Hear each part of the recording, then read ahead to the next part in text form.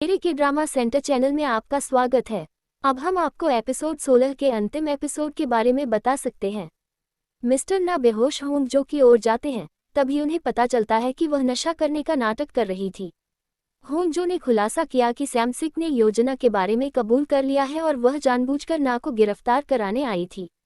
होंगजो अपनी आंखों में गदा छिड़कता है और गुफा से बाहर भाग जाता है। इस बीच शिनयू और पुलिस गुफा में पहुंचते हैं और दोनों को लापता देखते हैं। शिनयू समझता है कि ना उसे कहां ले जाएगा और वह पुलिस से उसका पीछा करने के लिए कहता है। इस बीच ना होंगजो को मारता है और उसे उसी स्थान पर ले जाता है जहां उसने पहले एक गड्ढा खोदा था। वहां वह उनकी दोनों छोटी उंगलियों को जोड़ते हुए एक लाल धागा बांधता है और कहता है कि पूर्णिमा निकलने पर वे एक दूसरे से आत्मा विवाह करेंगे। वह उसे जहर खिला देता है और अपनी जिंदगी खत्म करने का फैसला करता है ताकि अगले जन्म में वे दोनों एक साथ रह सकें। शुक्र है शिनयू और पुलिस पहुंच गए। उन्होंने ना को गिरफ्तार कर लिया और होंगजो को अस्पताल भेज दिया। होंगजो ठीक हो जाता है और शिनयू के माता पिता उससे मिलने जाते हैं। जब शिनयू के पिता फिर से उनके रिश्ते से इनकार करते हैं तो शिनयू शमन के बारे में खुलता है। यूनवोल का एक लड़की के बारे में सपना है जो वह होंगजो के साथ पैदा करने जा रहा है। इससे वे सभी चौंक जाते हैं और शिनयू के पिता उनके रिश्ते को आसानी से स्वीकार कर लेते हैं। सारी अव्यवस्था शांत होने के बाद सैमसिक होंगजो से मिलता है और चर्चा करता है कि कैसे वह पुलिस को ना की नीचता के बारे में बताने में विफल रहा, ये जानने के बावजूद कि उसने ही उसकी पत्नी की हत्या की थी। सैमसिक होंगजो से कहता है कि अगर वह जेल गया तो छोटे लड़के यूराम को अनाथालय जाना होगा। कार्यालय में वापस नयोन का होंगजो पर शराब डालते हुए एक वायरल वीडियो वायरल हो गया। होटल में जो कुछ भी हुआ, यानी नायोन द्वारा अपने पूर्व प्रेमी मिनहो को होंगजो को चूमने के लिए मजबूर करने की कहानी ट्रेंड में है। इससे सिटी हॉल में हलचल मच जाती है। होंगजो वीडियो साझा करने के लिए मिनहो को धन्यवाद नहीं देता क्योंकि हाई स्कूल में वह उसे बचाने में विफल रहा था। वह इसे स्वीकार करती है और जाने देती है। शिनयू मेयर को अपना त्यागपत्र देता है जो उस पर पद न छोड़ने के लिए चिल्लाता है। शिनयू नेयोन को लेकर चल रहे हंगामे का जिक्र करता है और तभी मेयर को वीडियो के बारे में पता चलता है। उसी समय नायोन ह्योनसियो से मिलता है और उससे शादी करने के लिए कहता है।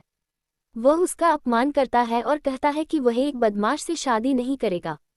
नायोन को वायरल वीडियो मिलता है और वह मिनहो से संपर्क करने की कोशिश करता है लेकिन वह उसे नहीं उठाता। नायोन होंगजो से मिलने उसके घर जाती है और उस पर हमला करना शुरू कर देती है। तभी पुलिस पहुंचती है और उसे ना की सहयोगी होने के कारण गिरफ्तार कर लेती है। शिनयू के कार्यालय में जेक्यूंग आता है और उसे एक महत्वपूर्ण मामले के लिए अपना वकील बनने के लिए कहता है। अगले दिन मीडिया मेयर और ह्योनसियो के गलत कामों को कवर करता है और यह समझा जाता है कि जेक्यूंग ने भंडाफोड़ कर दिया है। जेक्यूंग अवैध मुद्दे और रिश्वतखोरी के बारे में बताता है। शिनयू उचित सबूत देता है और जेक्यूंग को गड़बड़ी से सुरक्षित बाहर निकालता है। जेक्यूंग और होंगजो मिलते हैं और होंगजो उसे बताता है कि वह ब्लू हाउस जा रहा है क्योंकि मामले के बाद कई राजनेताओं ने उससे संपर्क किया है। कुछ दिनों के बाद होंगजो के सहयोगियों मा यूंग और गोंग सेओबू ने शादी कर ली। वूक ने लॉ फर्म छोड़ने और शिनयू की मां के साथ फिल्म में शामिल होने का फैसला किया। फिल्म सेट पर शिनयू के पिता अपनी पत्नी के लिए एक फैन ट्रक लाते हैं और उसका समर्थन करते हैं।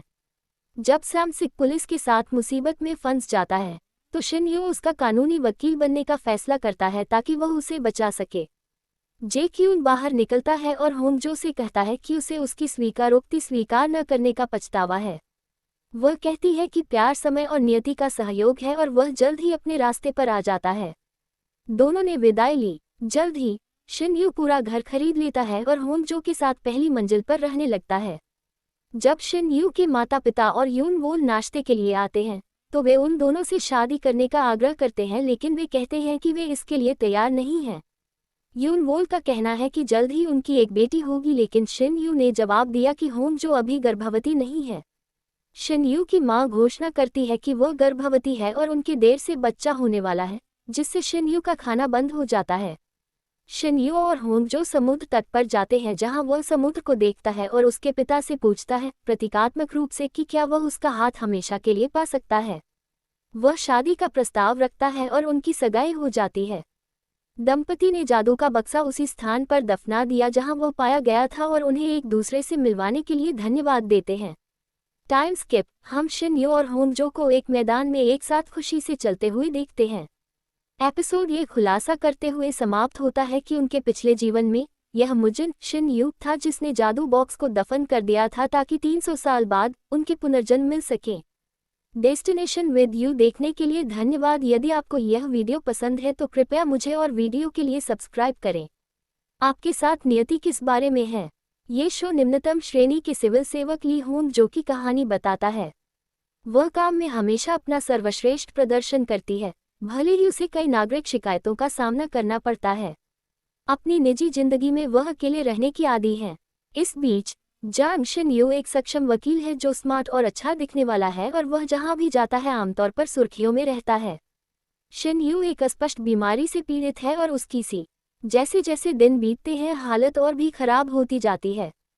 वह अपने परिवार पर पीढ़ियों से चले आ रहे अभिशाप को दूर करने के लिए बेताब है।